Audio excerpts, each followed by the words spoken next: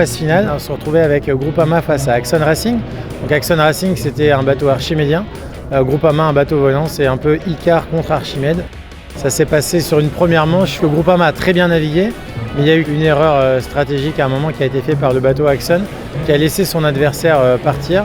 Et après, une fois qu'il y a eu une risée d'écart entre les deux, l'écart était fait, ils n'ont pas réussi à revenir. On est dans la bonne risée, c'était pas évident. Tout le monde pouvait gagner ce dimanche-là parce que c'était super piégeux, donc on est vraiment content de s'en sortir comme ça.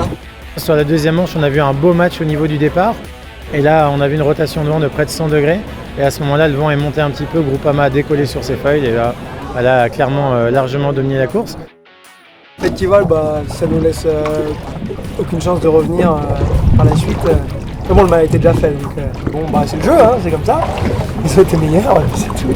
On a vu dès le début que le bateau était bien au point. Puis ensuite, il a fallu faire avec les aléas de la régate, notamment ici du vent assez tordu et du petit temps, qui n'était pas forcément notre point fort avec des bateaux qui volent. Et voilà, un bilan super positif évidemment de la semaine et très content de voir que le bateau a encore bien progressé depuis 2 ans et qu'avec l'équipe de Groupama, on a fait un très bon travail. Ce n'est que mérité et c'est clairement Groupama qui ont le plus bossé. C'est un bateau fantastique et j'espère que ça va donner des belles idées vu qu'ils ont partagé tout ce savoir-faire avec les autres compétiteurs pour voir des bateaux encore plus efficients, plus rapides et qui voleront sûrement dans d'autres conditions pour la prochaine petite coupe dans 2 ans.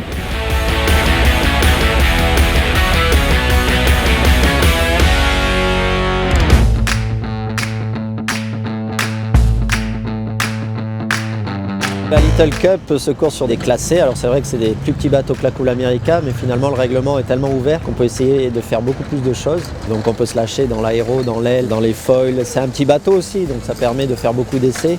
Ce projet de classé depuis 2 ans nous a permis de bien appréhender le fonctionnement des grands bateaux de la Coupe. Donc naviguer sur ces bateaux-là nous donne les bonnes priorités, je pense, pour le dessin du futur bateau de la Cool America.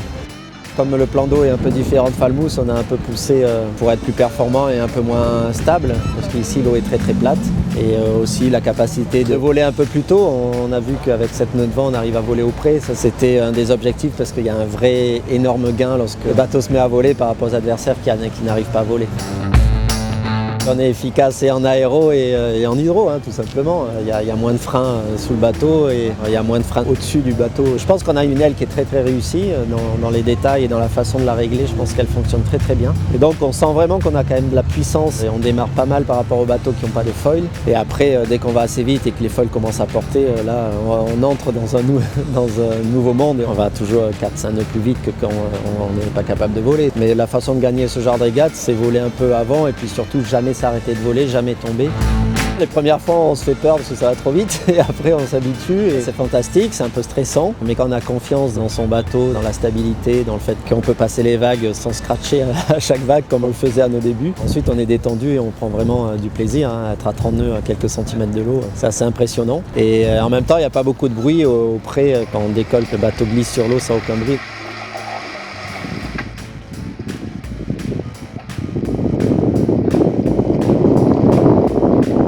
C'est les bateaux qui procurent, je pense, le plus de sensations dans des vents faibles.